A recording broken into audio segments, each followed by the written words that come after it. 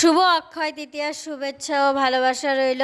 আজকে অক্ষয় তৃতীয়ায় সারাদিন কি করলাম সেটাই তোমাদের মাঝে শেয়ার করব।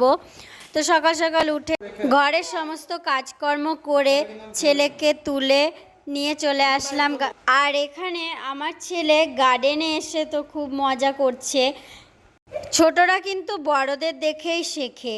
তো একটা বাচ্চা দাদা ওর থেকে বড়ই হবে, তো ওকে দেখেছে উল্টো করে স্লিপ খেতে, তো ও ওরকম করলো দেখলাম। আমি তারপরে বারণ করলাম, বলার পরে একটুখানি দোল খেয়ে তারপরে আমরা বাড়ির দিকে রওনা দিই। কি বলছো? দাঁড়ালে কিছু হবে? দাঁড়ালে ওটা ঠিক হবে না। ঘরে যাবে, ঘরে গিয়ে জল খেলে তবে ঠিক হয়ে যাবে।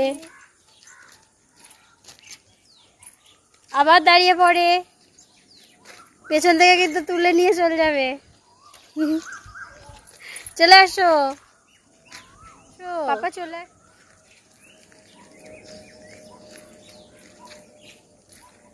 দাঁড়ালে ঠিক হবে না, ওটা জল খেলে ঠিক হবে। তাড়াতাড়ি ঘরে চলো।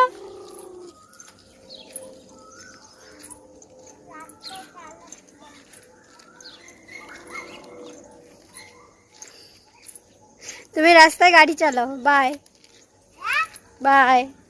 তো আমার ছেলে হেঁচকি উঠেছিল, ও বলছিল যে মা আমার হেঁচকি উঠেছে, দাঁড়ালে ঠিক হবে কি না দেখি। তোমরা তো শুনতেই পেলে, ভাবলাম একটু ওর ভয়েসটা একটু শোনাই। ঘরে এসে খাওয়া দাওয়া করে আবার বসিয়ে দিয়েছি রান্না। এটা হচ্ছে সন্ধ্যের জন্য রান্না করছিলাম বিকেল। আমার ছেলে ঘুমোচ্ছিল তাই কাজগুলো সেরে নিচ্ছিলাম, রান্নাও করে নিচ্ছিলাম। তো আমি আজকে জানো তো এই আমের পল্লবটা আমি নিজে হাতে বানিয়ে দরজায় টানিয়েছি। তো আজকে তৃতীয়া বলে আজকে একটুখানি তাড়াতাড়ি সন্ধে দেবো। সমস্ত কাজ করে নিয়ে ছেলেকে খাওয়ানো হয়ে গেছে, খাইয়ে সন্ধে দিয়ে তারপরে আমি একটু বসেছি গীতা পাঠ করতে। তো এখানে আমি গীতা পাঠ করছিলাম আর আমার ছেলে পাশে বসে গীতা পাঠ শুনছিল। তো ছেলেটা শুনতে শুনতে ও গেছে খেলা করতে, ও খেলা করছিল আর আমি এখানে গীতা পাঠ করছিলাম। গীতা পড়তে কিন্তু আমার খুব ভালো লাগে। গীতা পড়লে মনে হয় যেন সত্যি মনটা অনেকটা শান্তি লাগে। তো তোমরাও একটুখানি গীতা পাঠ শোনো। তুমি শ্রেষ্ঠ, তুমি নিয়তই কর্ম করিতে থাকো, অকর্ম হইতে কর্মশ্রেষ্ঠ। আর যদি কর্ম না করো তাহা হইলে তোমার শরীর বাঁচে না।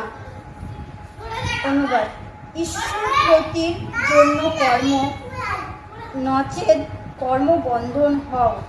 অতএব হে অর্জুন, তুমি আসক্ত ত্যাগ করিয়া ঈশ্বরের প্রতির